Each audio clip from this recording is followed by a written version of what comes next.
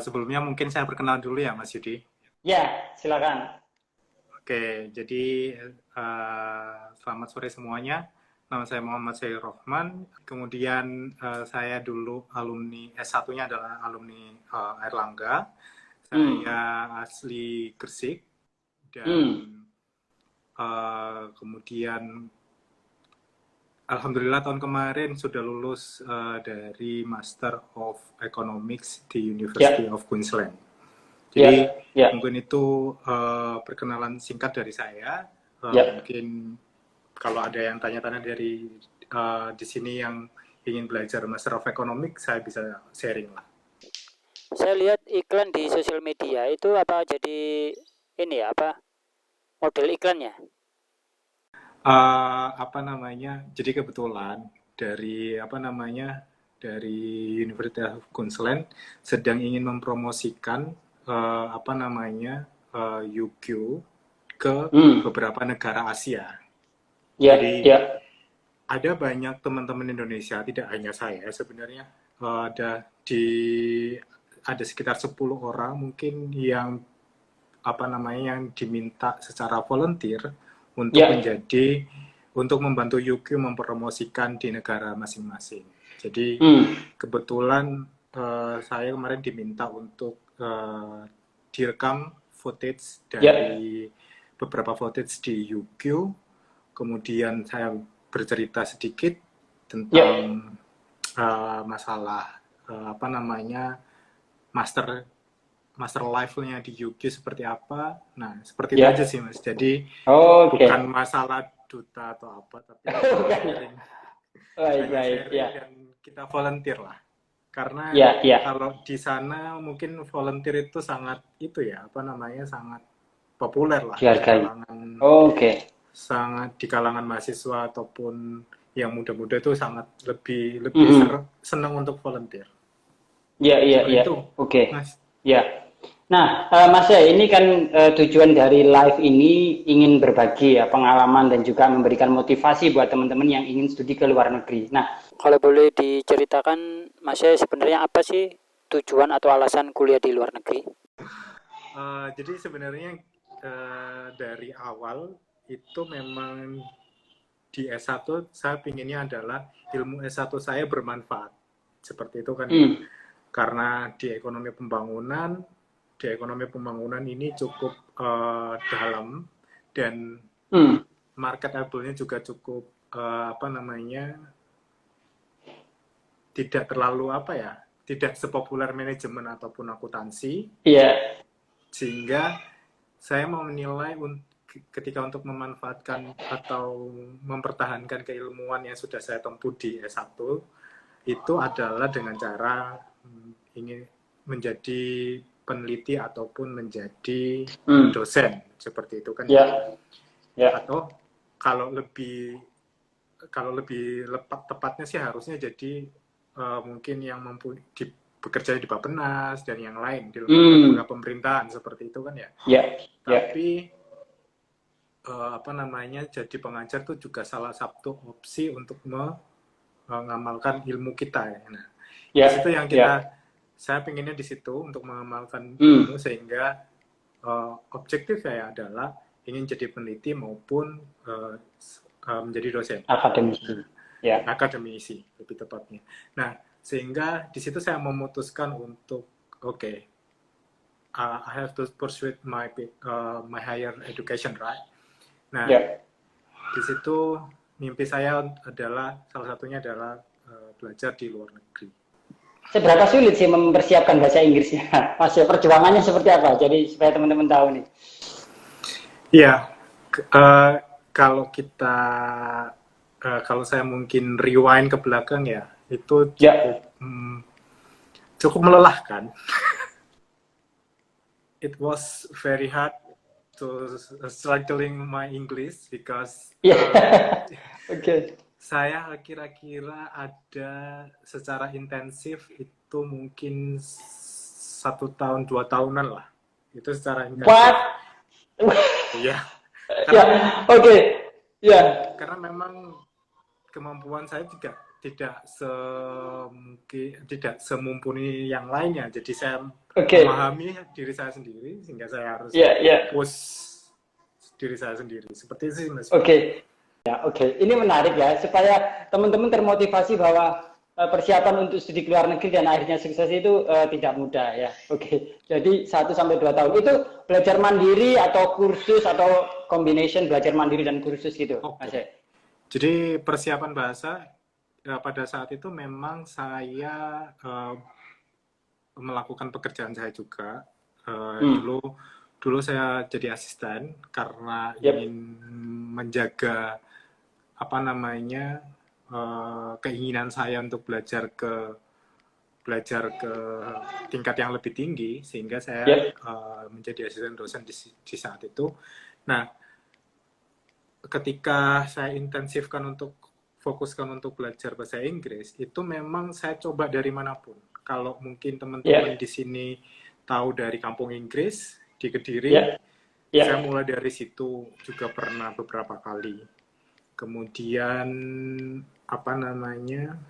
mandiri pernah, kemudian IALF saya juga pernah, dan itu tidak cuma sekali IALF-nya, jadi memang karena motivasi saya adalah untuk belajar di luar negeri, jadi saya tahu apa yang harus saya lakukan, jadi di situ sih sebenarnya. Dan fase di mana persiapan bahasa ini sangat sangat perjuangan. Memang ketika kalau aku flashback ke belakang, fase bahasa Inggris inilah yang memang butuh waktu dan ekstra tenaga yang lebih buat saya, karena saya sudah tahu bahwasanya bahasa saya levelnya di mana nih. Jadi kita harus tahu diri sendiri sih sebenarnya, kemampuan kita di mana, dan kalau kita mempunyai tujuan itu kita harus fokus. Seperti itu sih menurut saya. Jadi saya highlight teman-teman ya. Jadi perlu tenaga, perlu pemikiran, dan yang pasti perlu biaya gitu ya. Teman-teman kalau tahu di IALF itu kan juga mahal kursusnya ya, walaupun di situ memang kursusnya dengan bule gitu ya. Tapi nah itu tadi, overall 1 sampai 2 tahun itu pasti juga bukan hanya pikiran dan tenaga, tapi biaya. Nah itu yang jarang-jarang orang mau berkorban ya. Inginnya dapat beasiswa, inginnya studi luar negeri, tapi bahasa Inggrisnya ingin singkat, cepat, dan tidak mengeluarkan biaya seminimal mungkin. Nah, tapi ya sudahlah. Nah, nanti pasti akan terbayar. Nah, itu perjuangan dari bahasa Inggris yang akhirnya bisa dapat ya belajar mandiri, kemudian kursus di Paris dan juga di IALF yang itu mahal. Selama ini tes IELTS-nya berapa kali, Mas? 1 atau 2 kali langsung tembus? Berapa kali tes IELTS ya? Banyak sekali. Jadi selain memang saya spend untuk bahasa itu cukup, kalau bisa diuangkan ya. Kalau bisa diuangkan tuh mungkin bisa dapat motor 1. Ada saja. Wow. Ini yang tidak disadari oleh orang-orang, oleh teman-teman yang lain ya. Ternyata seperti itu. Oke. Next gimana? Iya, jadi memang kalau saya runtut TOEFL itu pusat bahasa itu sekian kalinya, itu paling mentok saya dapatnya itu adalah 520. Dan itu 520 pada saat itu masih belum bisa dibuat untuk apply ke manapun. Akhirnya saya move dari TOEFL ke IELTS. Kenapa saya move dari TOEFL ke IELTS? Karena senior saya di Erlangga bilang coba IELTS, karena IELTS itu berbeda tesnya. Nah, ketika IELTS itu saya mencoba memberanikan diri dengan segitu mahalnya untuk tesnya saja. Saya menabung untuk itu, dan memang itu pun tidak berhasil di 1-2 kali. Saya kira-kiranya untuk bisa dapat apply AAS terakhir itu ada sekitar 3 kali tes mandiri itu 3 kali tes IELTS ya? IELTS baru Wah. bisa dapat 6. Itu mandiri. Itu mandiri. Jadi setelah dapat 6 baru bisa saya gunakan untuk apply ke mana namanya AS. AS. Nah, Oke. ini benefitnya di AS. Kalau ketika kita sudah dapat beasiswa Australian Award, itu ada pelatihan bahasa. Jadi selama itu tergantung level masuk ketika diterima di AS ya. Jadi pada saat itu saya berada di level 6 kan, IELTS saya terakhir kan 6. Nah, IELTS 6 itu saya mendapatkan 4,5 bulan untuk kelas pelatihan bahasanya. 4,5 bulan. Kemudian di sana saya belajar dengan, kebetulan saya dulu PDT Bali. Ada teman di Bali. di sini, ya. Saya bertemu dengan teman-teman dari Nusa Tenggara, dari bagian timur Indonesia, dan juga ada beberapa yang dari Yogyakarta dan yang sebagainya, sehingga cukup bervariasi. Nah, di situ juga saya mendengar banyak cerita bahwasannya mereka juga untuk struggling IELTS itu cukup lumayan. Iya. Oke. Nah, setelah dari pelatihan bahasa setelah 4,5 bulan, saya dites lagi tuh, resultnya berapa. Karena kemampuan untuk Australia itu diminta, requirement untuk Australia itu adalah 6,5. Most of university requires 6,5 for IELTS. 6,5 minimal, ya. Nah, and no less than 6 for the age skills. Age band.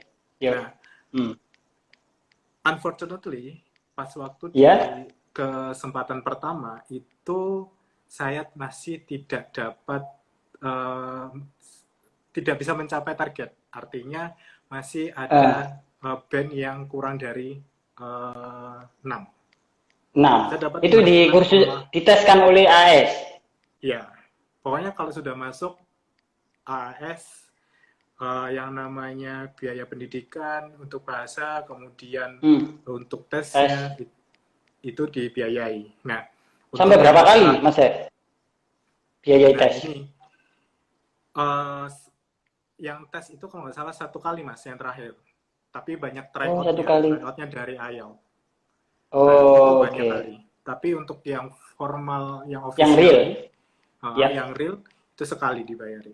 Nah, di situ saya masih, untuk yang tes terakhir itu saya masih belum mendapatkan semuanya 6, masih ada yang 5,5, masih ada yang 5. Nah, akhirnya kita juga mandiri. Setelah itu kita tes mandiri, banyaklah ceritanya. Maksudnya itu cerita aja. Ekspektasi saya kalau dapat AS itu mudah, mudah. Tidak, ternyata saya masih berjuang.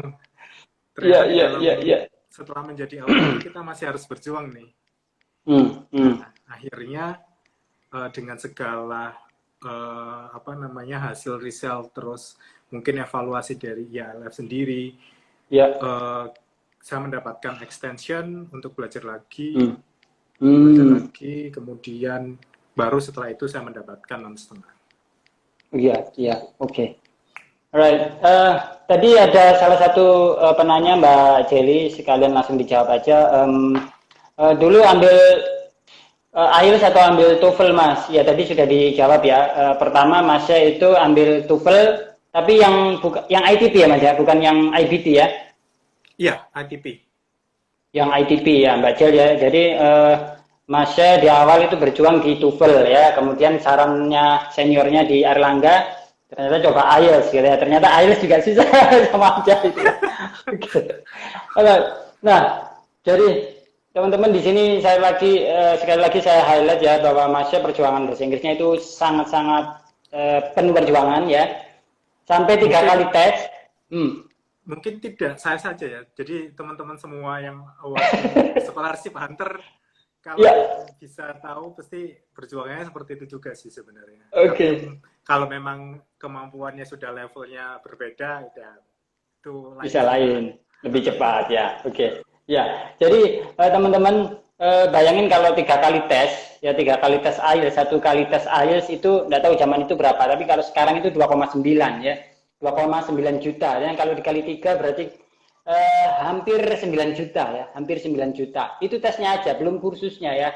Nah, itu pasti akan terbayar ketika sudah mendapatkan beasiswanya gitu ya, atau studi ke luar negeri itu jauh, ya nilainya jauh sekali ya dari apa yang dikeluarkan. Oke. Nah, next setelah perjuangan bahasa Inggris ya, itu yang cukup melelahkan. Nah, kemudian Mas ini mendaftar beasiswa selain AS, sebelum akhirnya tembus AS itu melamar beasiswa apa aja. Nah, juga AS itu sekali daftar langsung tembus atau beberapa kali daftar? Oke.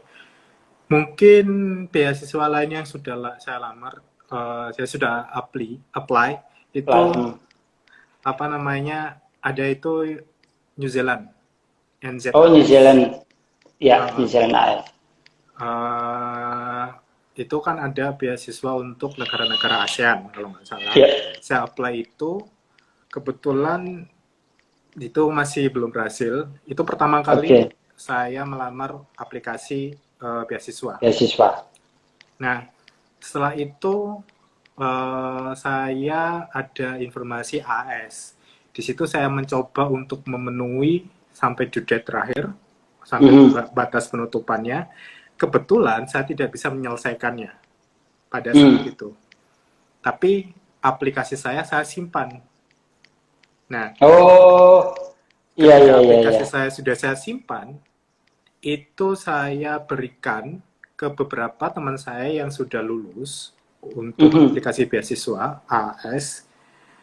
Kemudian saya minta koreksi, seperti ini nggak? Ada kurangnya nggak untuk memperbaiki di next term-nya?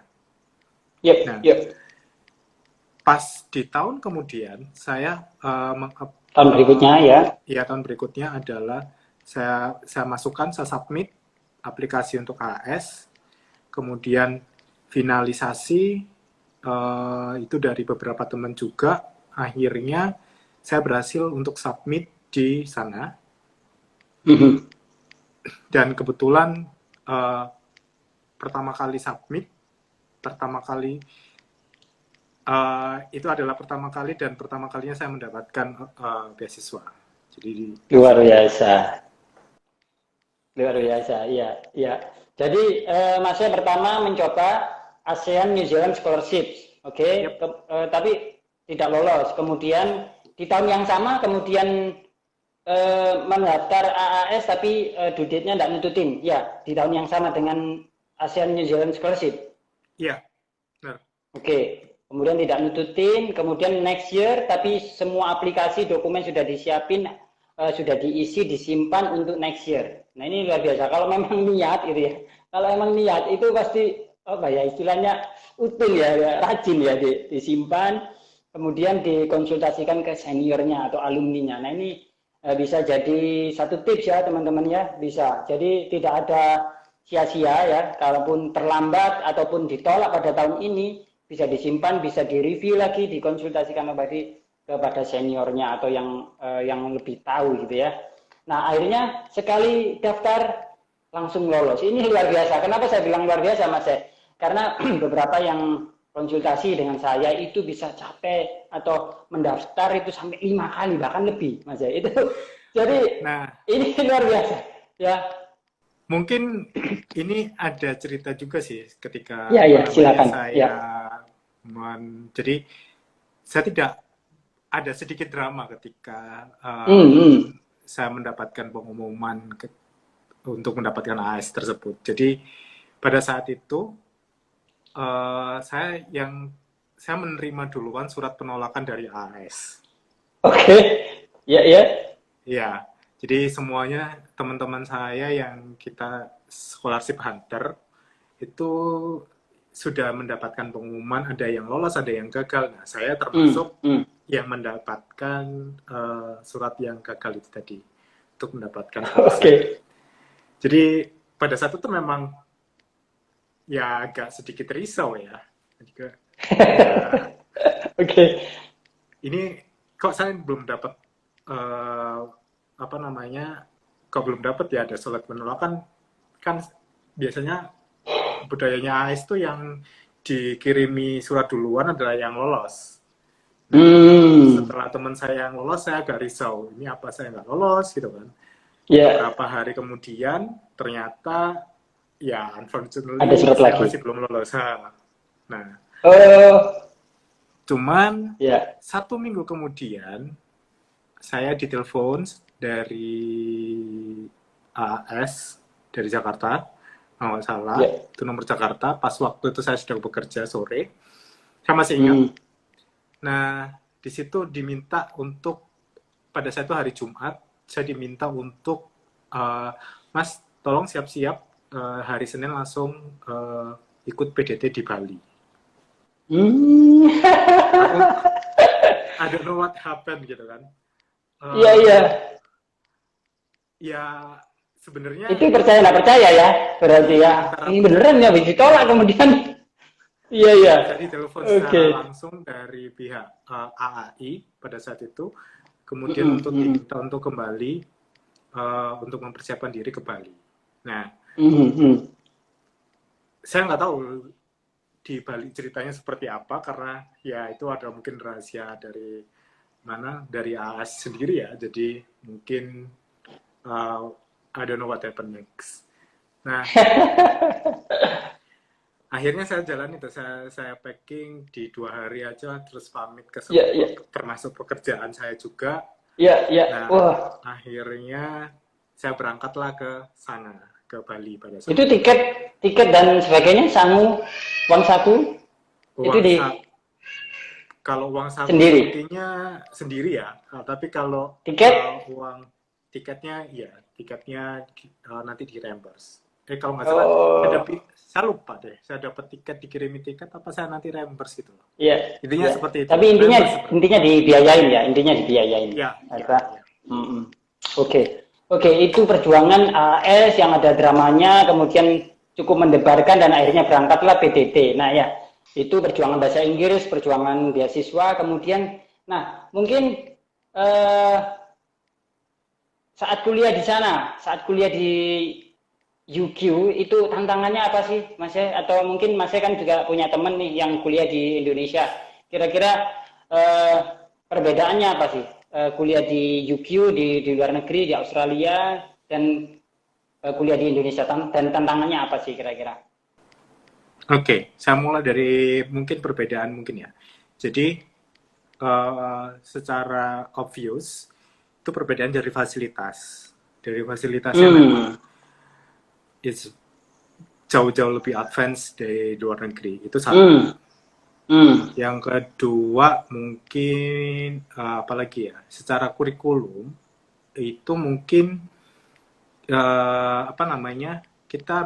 kita bukan kurikulum ya, secara fasilitas kita sangat disediakan fasilitas bermacam pun yang bisa yang mendukung pembelajaran kita intinya. Dan itu semuanya ada di kampus. Nah, ketika nanti kita kontak ke kampus, kita butuh ini, mereka sangat well service lah intinya. Terkhusus untuk international student ya. Jadi orang-orang sana itu sangat-sangat menghargai lah. Itu satu. Culture ya. Jadi tadi saya sudah sempat singgung kalau orang-orang sana sangat menghargai baik itu waktu maupun ini saya nggak tahu ya, apa mungkin di UQ. Nah,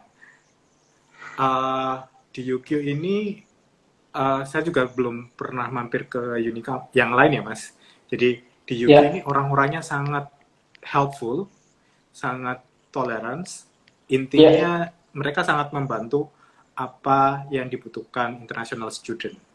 Itu culture-nya yang sangat menarik. Kemudian saya kira tuh pada sebelum saya berangkat tuh saya kira orang-orang bule itu orang bule ya, acuh, lebih acuh gitu kan ya. Ternyata enggak. Ternyata lebih helpful. Apalagi ya. Pengajarnya, teman-teman kuliahnya. pengajaran. Nah, itu yang bikin shock. Jadi karena kita sudah satu tahun di Bali, di mana kita diajari culture Australia seperti apa, di PDT. Nah, di situ sangat meskipun sudah 1 tahun, ternyata masih ada shock karena ya itu semuanya bahasa Inggris, dari teman kita juga ngomong bahasa Inggris, ini versions cukup menarik. Dan tantangannya lebih panas sebenarnya. Bagaimana kita bisa engage sama orang-orang luar dengan bahasa dengan culture yang kita punya. Intinya seperti itu sih. Jadi tantangannya adalah tentunya bahasa Inggris, walaupun sudah dipersiapkan ya selama sekian bulan, kemudian dikasih pengarahan-pengarahan juga terjadi mengalami culture shock juga. Itu menjadi tantangannya ya. Dan ternyata untungnya orang-orangnya di sana, staffnya mungkin kita bilang tadi ya, dan teman-temannya cukup helpful ya. Dan itu tentu especially untuk mahasiswa internasional ya, disampaikan Mas tadi ya. Jadi teman-teman tidak perlu khawatir ya kalau kuliah di luar negeri ya, di Australia atau khususnya di UQ, ternyata helpful sekali ya.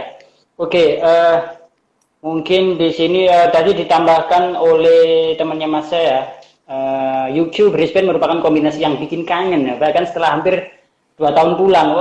Ya, bikin kangen ya. Iklimnya mungkin mirip-mirip Indonesia ya. Nah, akhirnya Mas lulus tepat waktu ya, 2 tahun ya Mas ya.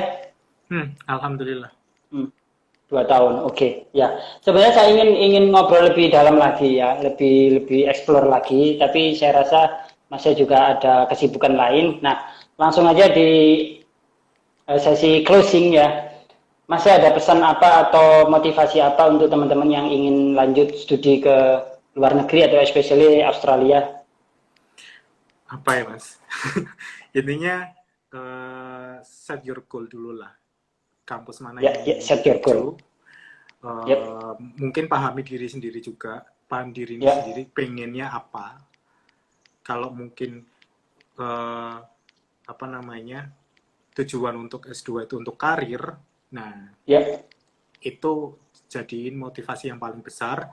Apapun mungkin, jadi untuk mencapai tujuan itu pasti nggak smooth.